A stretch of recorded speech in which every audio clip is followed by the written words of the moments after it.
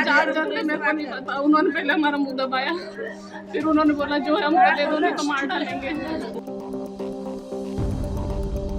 इन दोनों वीडियो में आपने जिन महिलाओं को देखा वो असल में एक ही है। पहला वीडियो पति की हत्या के बाद की है, रो रो कर पुलिस को आप बीती सुनाती दिखती है, लूट और बंधक बनाए जाने की। दूसरा वीडियो है उनकी गिरफ्तारी की, क्योंकि पता चलता है कि ये खुद अपने पति की कातिल है। घटना मध्य प्रदेश के धार से है। यहाँ 6 और 7 अप्रैल की दरमियानी रात प्रियंका पुरोहित के घर में कथित तौर पर कुछ अज्ञात बदमाश घुस आए।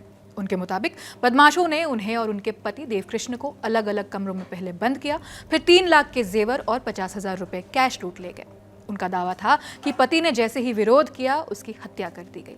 वारदात की सूचना मिलते ही पुलिस ने मामला दर्ज कर जांच शुरू कर दिया। जांच में पता चला कि आरोपी कोई और नहीं, खुद प्रियंका पुरोहित ही है, जिसने अपने बॉयफ्रेंड कमलेश के साथ मिलकर ये साजिश रची।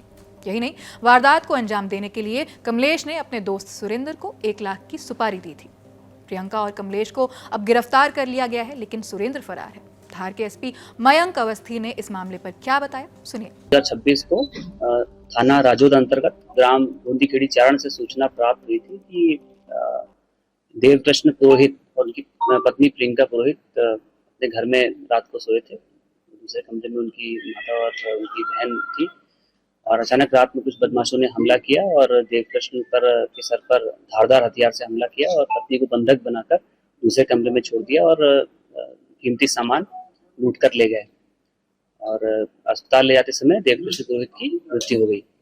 घटना की सूचना मिलते ही तत्काल पुलिस अधीक्षक एसडीओपी, डॉग स्क्वाड, साइबर की टीम और निकटतम थाने की सभी पुलिस टीमें थी, घटनास्थल पर पहुंची, घेराबंदी की गई और साक्ष्य संकलन किया गया और सभी साक्ष्यों का संकलन करने के बाद, प्राथमिक विवेचना करने के बाद और पूछताछ करने के बाद एक नाटकीय घटनाक्रम सामने आया, जिसमें ये पता चला कि ये लूट अथवा डकैती की घटना ना होते हुए आपराधिक षड्यंत्र की घटना हुई और इसमें जो मृतक देवकृष्ण पुरोहित की पत्नी ने अपने प्रेमी कमलेश पुरोहित के साथ मिलकर एक पूर्व नियोजित तरीके से इस पूरी घटना की प्लानिंग करी और जो हत्यारा है उसको 1 लाख रुपए में देवकृष्ण पुरोहित की हत्या करने की सुपारी दी गई थी और वो रात्रि में उनकी जानकारी में घटनास्थल पर आया और उसने धारदार हथियार से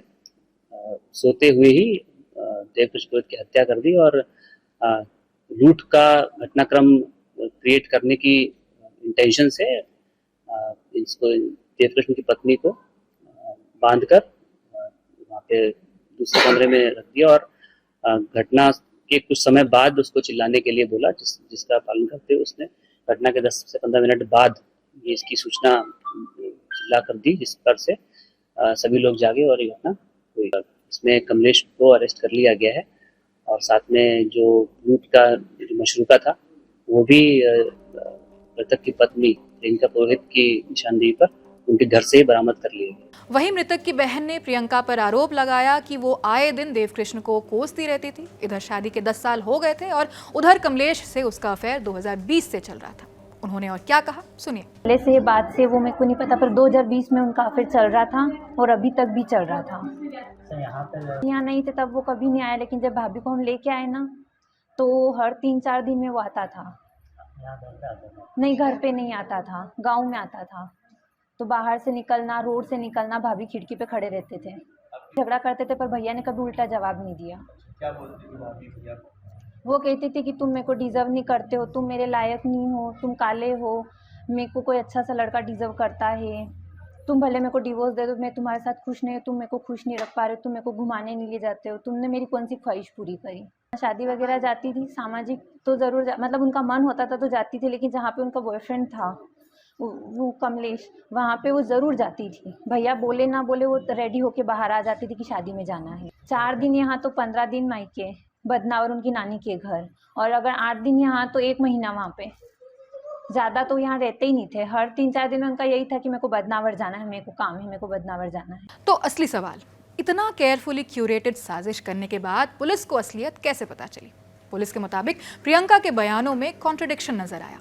उसने ये भी कहा कि उसका फोन उसके पास नहीं है, कहीं गायब हो गया है। यही नहीं, दैनिक भास्कर की रिपोर्ट के मुताबिक देव कृष्ण के सिर पर जो हमला हुआ था उसके घाव 12 इंच गहरा था। हमला इतना सटीक और खतरनाक था कि ये कोई आम लूट नहीं लग रही थी, दुश्मनी लग रही थी। ये घटना कहीं ना कहीं सोनम राजा रघुवंशी वाले केस की याद दिलाती है, जब मई 2025 में शिलोंग में हनीमून के दौरान इंदौर के बिजनेसमैन राजा रघुवंशी की हत्या हो गई थी। जांच में पता चला था कि उन्हीं की पत्नी सोनम रघुवंशी और कथित प्रेमी राज कुशवाहा ने साजिश रचकर ये वारदात को अंजाम दिया था। खबर में इतना ही। आप देखते रहिए द लंदन टॉप। शुक्रिया।